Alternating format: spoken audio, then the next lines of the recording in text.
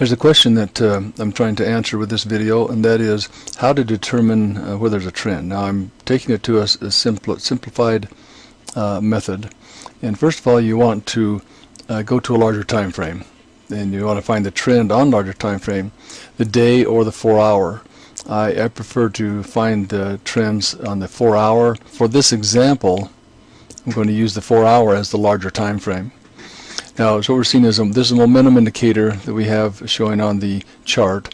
And I've gone to where you first see the momentum change from one color to another, from going up to going down. That's just a heads up. That's not for sure that is going to be a trend, but that's a heads up. And then we've marked another one. Now we're looking back in history and we can see these form. But let's go to a smaller time frame to time the entry. And we'll go to these two spots and see what we're going to find. On the 4 hour, this is where the 4 hour said potentially things were going to be changing. Red and blue arrows, you see, these are called Norwood alerts, and that's another heads up. But you can see anything that you can see in the alert is visually, manually as well. So you look at the point where there's more than this indicator included in the alert, but this is a confirmation. When all the criteria is met, and this is the visual part, you can see when this indicator goes below that zero line on momentum, that's the heads up that there's possibly a good trade right there.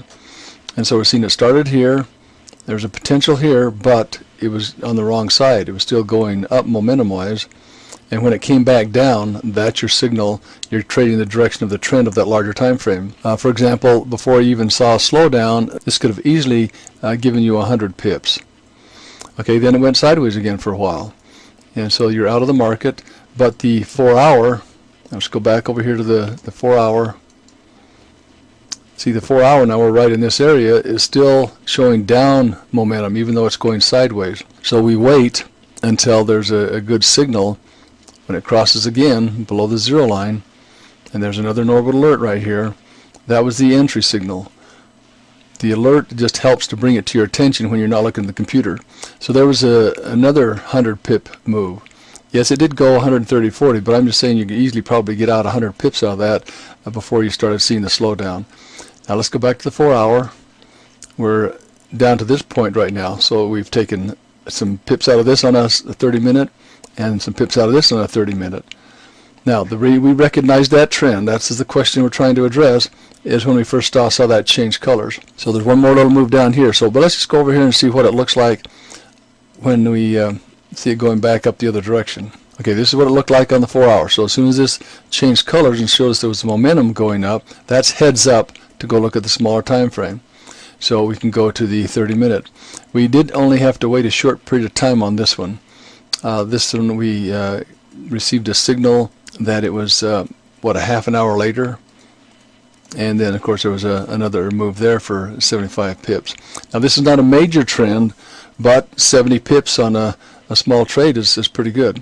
You notice that then it fell off, did some consolidation, and when it pops back up above the zero line again, there's another little trade. This one went a total of 20 pips, so you could have easily taken out about 10 pips out of that.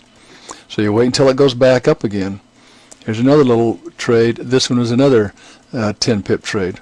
You see a few of those. Now when it's this is more of a retracement on a 4 hour, having had a larger down move. This is a retracement.